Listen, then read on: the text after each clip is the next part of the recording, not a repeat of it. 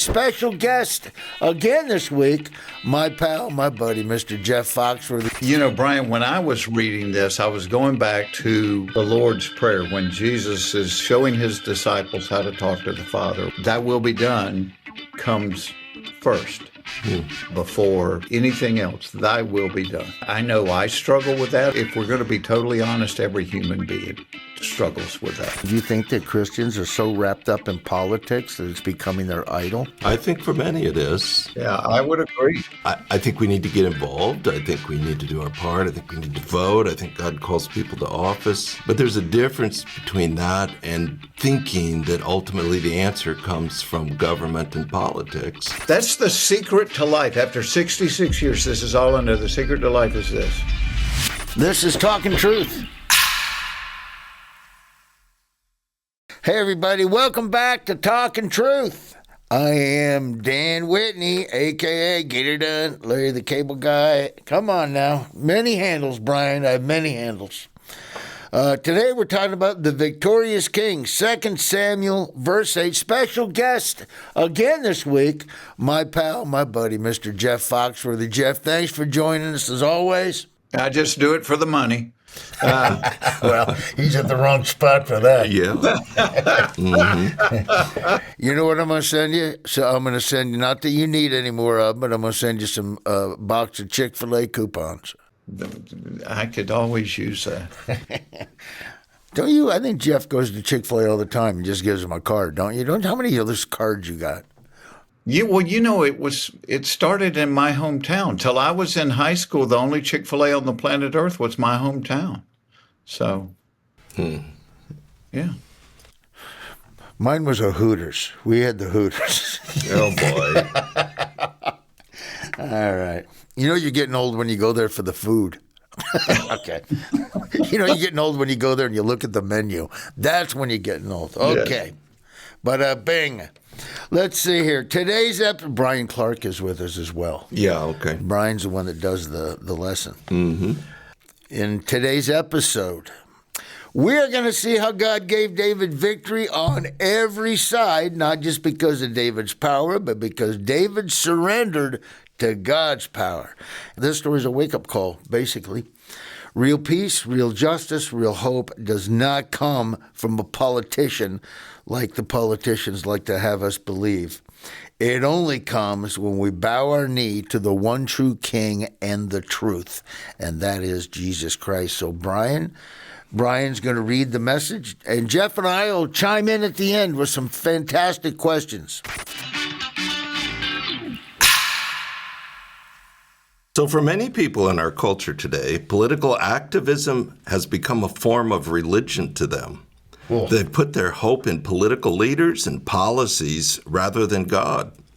Most Christians would say they are not worshiping at the idol of politics, but our anger, fear, and rhetoric kind of gives us away. If we truly believe Jesus is the answer and are committed to the hope of the gospel, we should act like it. That's what our story is about in this episode. 2 Samuel 8 gives us a review of all that God had done for David, and it is incredible. The Philistines were the new superpower in the Middle East. When the people told Samuel they wanted a human king, it was specifically to do war with the Philistines. Yet for 40 years, the Philistines made Saul's life miserable and ultimately defeated him and his army, putting Saul and his sons to death. But David totally defeated the Philistines, driving them all the way back to the Mediterranean coast. The entire coastal plain, from the foothills west of the Jordan River to the Mediterranean Sea that had been occupied by the Philistines for over 40 years, now belonged entirely to David and Israel. Next, David defeated the Moabites, who lived southeast of the Dead Sea. The text tells us they became servants of David and they brought tributes. David defeated King Hadadezer, the king of Zobah.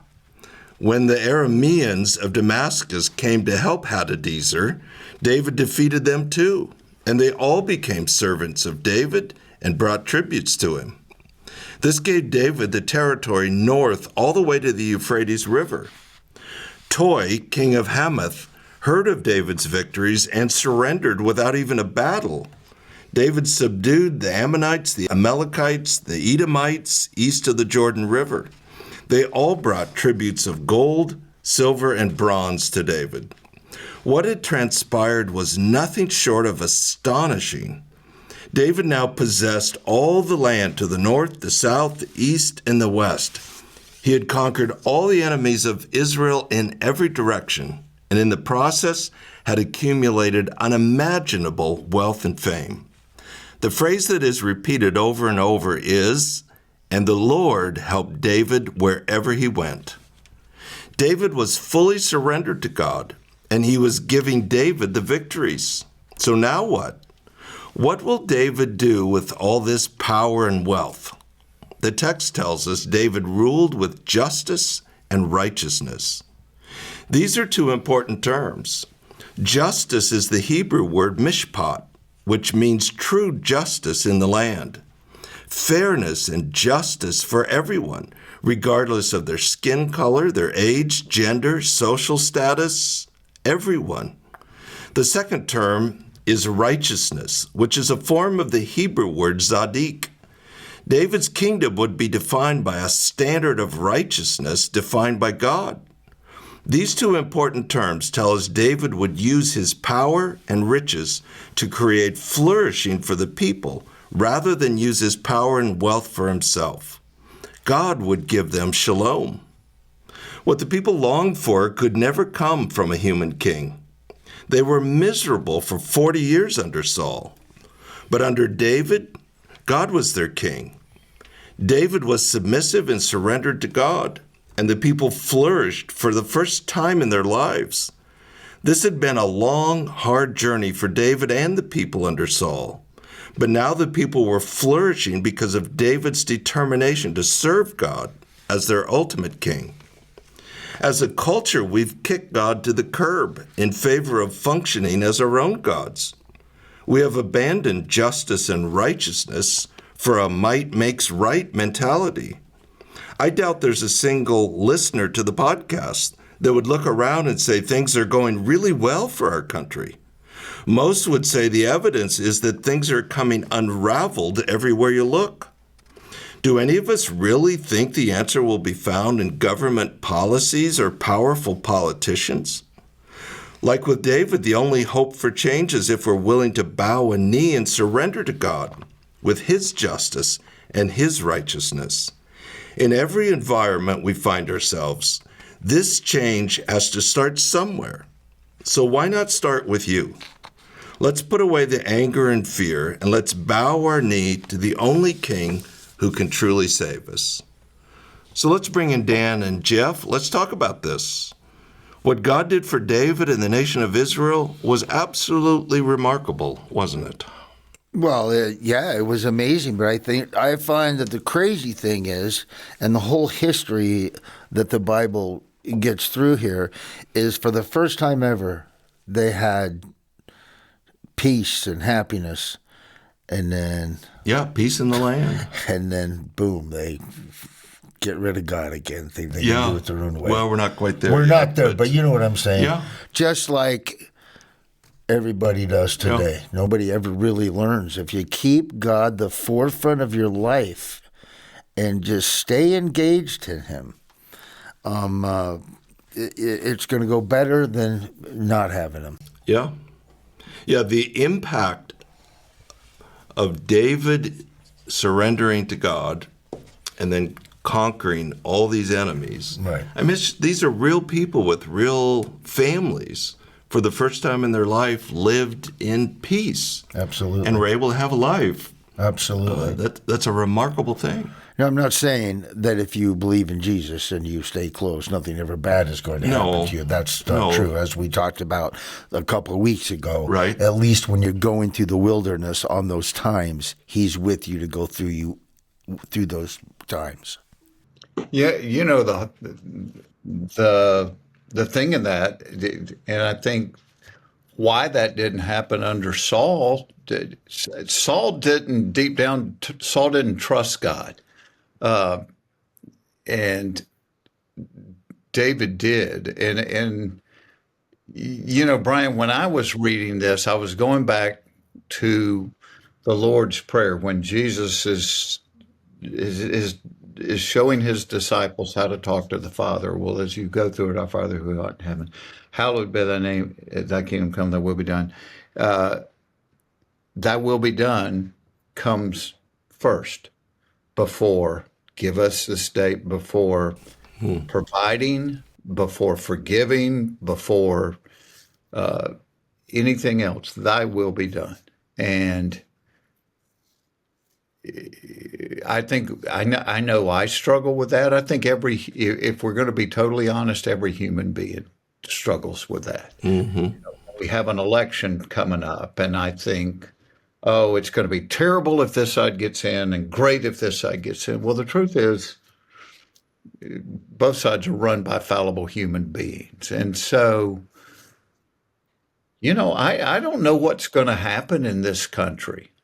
But God certainly does. He's not bound by time. And so, I look at the way we've done a lot of things, the way we've turned our back on God, the way we've run him out of schools. We deserve a lot of the bad stuff that has befallen our nation. And maybe we need to go through the pain and suffering of that, much like the Israelites, to learn our lesson, because they had a history of that over and over again. God blesses their land. They turn their back on him. God bless. And that's exactly what we've done in our country. But I think the beginning of it, and that was, I think, David's approach. Your will be done, Lord. Well, you've got all these enemies. I'm turning this over to you. I'm not in control. And I think that's the lesson, the way we have to learn our life. As I think I know the best way, but I don't. I've got such a limited perspective. And so, each morning, God talks about renewing your mind each morning is to start that day going, not my will, your will. What you want. I know you love me. You've proven you love me. And so be it. Absolutely. You're in control of the ship. I'm not. We don't like to give up the reins, but when we think we're in control, we're just lying to ourselves. We're not in control of anything. Right. My Not wife even and our breath. Kara and I talk about that all the time. We go, hey, man, God's in charge. He knows what's going on. It's his will's being done. We're citizens of heaven. We're going to heaven. You want the best for your country. You pray for your country. You do everything that you can. But I definitely don't want to make politics an idol. And I think that the politics for Christians, you think it's becoming a problem? I mean, do you think that Christians are so wrapped up in politics that it's becoming their idol? I think for many it is. Yeah, I would agree. There's a lot of fear, a lot of anger.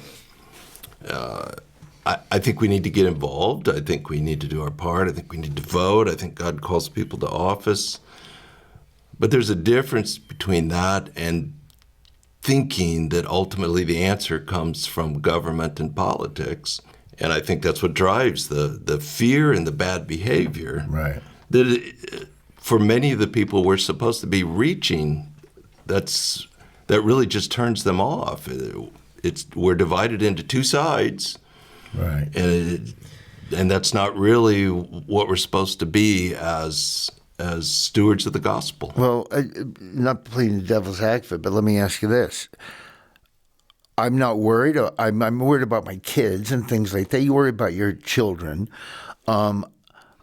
I always go by the fact God's in charge and he knows what he's doing, and I'll just let him handle it. I'll go on my way and just try to stay faithful as much as I can. But if we're saying that politics isn't, and I agree, politics isn't going to, but we have to pray for our politicians. There's got to be some politicians that when you're praying for the politician, God will work through those politicians. So it's not going to come through politics, but it would have to come. I mean, if you're going to change your country in a certain direction and you want it to be more Jesus Christ oriented and more biblically oriented towards the truth, it's got to have to come from a politician. Yeah, it's like I said, I think Christians need to get involved. I think Right. they need to do their part. I think God calls Christians to serve in various offices. But at the end of the day, it's ultimately God that can bring about what people are longing for. Right. And so I think that's whatever happens in our country, God is still the source of our hope. And if that's true, then we should act like it. We shouldn't be filled with fear and anger and be offering hope to people that right now they're terrified and they're angry, Christian or non-Christian. It's like we still got to help do our part to turn their eyes back to God. Because I do think what Jeff said, I agree with that. It very well may be a season of discipline. We have kicked God to the curb. Right. And maybe God's plan right now isn't to rescue us so much as to discipline us and hopefully turn people back to Him. Right. Well, this is the perfect time to do that because we said earlier in an earlier show, the best time to witness to people, it couldn't be any greater than it is now because people have no hope and they're searching and they'll look at you, they'll look at me, they'll look at Jeff, they'll look at you, they'll go, man, all the things that are going on in this world, why are you so happy? Why do you have such a positive attitude? Why? I mean, that's perfect for witnessing to people. Sorry, Jeff. Yeah, absolutely. Again, you have the example of the Lord's Prayer, and it's like when people will say, "Hey, man, my brother's got cancer. Will you pray for him?" And I say, "Yeah," and I do it immediately because I know if I don't, I'm probably going to forget. But if people knew the way I prayed, they may not ask me to, because the way I pray for that is I say, God, in our limited knowledge and experience, we want this cancer to be healed and we want the brother to be okay, but not my will, but your will. You see things I don't see. You know influences and outcomes that I don't know. And even with our country, I mean, I pray that way. Hey, if we need to be disciplined, if this is your will for us to be, then discipline us. Because I only see from a tiny little spot. My perspective is very limited. You created all of this. And so sometimes when we pray, we don't get the happy ending. Because the things we want are not right, and that's the secret to life. After 66 years, this is all I know. The secret to life is this. Let it go. Yeah. I'm not in control. Mm-hmm. But that's where our hope comes from, is you are in control. You know what's going to happen. We know the ending of the story. Because you loved us so much, we're going to heaven. We're going to spend eternity with you. So I trust you. And that's the baseline in all this. David trusted God in this. Saul didn't. And because David did, he was rewarded. But, at the end of the day, that's the question for us. Do you trust God? Do you trust that what God has in store is best for you, or do you trust yourself more than you trust God? And myself and most other people many times are guilty of taking the reins ourselves, trusting ourselves more than we trust God. And that usually doesn't end well. Yeah, I think what you said is really important, that both Saul and David made their mistakes, but I don't think Saul ever got it. Mm-hmm. David did. He trusted God, and it was evident in his brokenness and confession and repentance. And I think the result then in the kingdom was pretty dramatic. These people lived a life they couldn't have imagined before.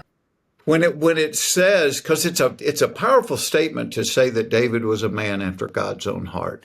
Because when you look at the life of David made a lot of mistakes. But I think the reason he was a man after God's own heart was when he made his mistakes, just like you said, he confessed, he repented, and he got up walking towards God again. Mm-hmm. And I think God created us. He knows we're going to make mistakes. But he's like, follow the example of David. When you do, confess it, repent it, and walk towards me, trust me. And I think that's why it said he was a man after God's own heart. That was a great example. Yeah. Boy, that's good. That's good stuff. It is good stuff. You know, one of the things Dan referenced it a few podcasts back, that I think we as Christians maybe have the greatest opportunity with the gospel that we've had in my lifetime, because people are scared. Things are falling apart. It does feel like everything's coming unraveled. And I think it does open up people to hear the message of hope. My fear is that we're going to miss our opportunity because we're so sidetracked with the politics and the anger of the day that we're going to miss our opportunity to really be a light in the darkness. Yeah, and you don't want to miss that. This is probably one of the better opportunities that you're ever going to have. Yeah, the darker the darkness, the brighter the light. Absolutely. And you never know who you're going to come across and talk to somebody, and then they go on and change the lives of many.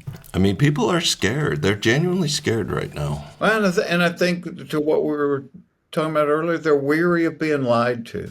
Yes. Which is really an opportunity to go, I get it. I get being weary of being lied to everywhere, every day. So why don't we find out what the truth is, and we'll rest in that. And that's our opportunity. It's like, here's the truth. You're not in control. You're not the creator. You're not the God of everything. You're wrong about a lot of things. And but there's peace that passes understanding in that. For that's what it means, is when you finally accept the fact that you realize I'm not in control and you let go of the reins. God, there's peace in that. Going, hey, I know where we're headed. At the end, I know who at the end of the day how the story ends, and that's what I want, man. I just want the truth. I'm tired of being lied to. I'm weary of it. Yeah, I think that's really good. Absolutely. And where do you get the truth? The Bible is what Jesus says. I am the way, the truth, and the light. So he is the truth. That's where you get the truth. Man, just follow close to him and let him be in charge. Don't worry about it. You're already saved. You got Jesus living in your heart. You're going to heaven. This world isn't for you anyway. Pray for it. Pray for your leaders. Stay confident and keep a smile on your face. Bring some people to Jesus while you're at it. And man, that's good stuff. Have a heart for God, just like David. You're going to slip up. Don't be scared to slip up. You're going to slip up. Once you slip up, like Jeff said, you slip up, you go, God, man, you turn from it and you keep walking toward him. That's a good message, man. All right. I like it. Thanks, everybody. Listen, these are so good. I'm so happy Jeff's joining us. Now you know why I like Jeff and hang out with Jeff. He's awesome. Keeps me in line. Very smart. Who would have thought? Look at us. Two idiot comedians, and who would have thought? Jeff is great, man. I'm so glad he joined us. But listen, and thank you for joining us on Talk'N Truth. We're going to be back in 2 weeks with another episode, so join us. And here's the deal. If you liked something about today, if it stirred something in you, don't keep it to yourself.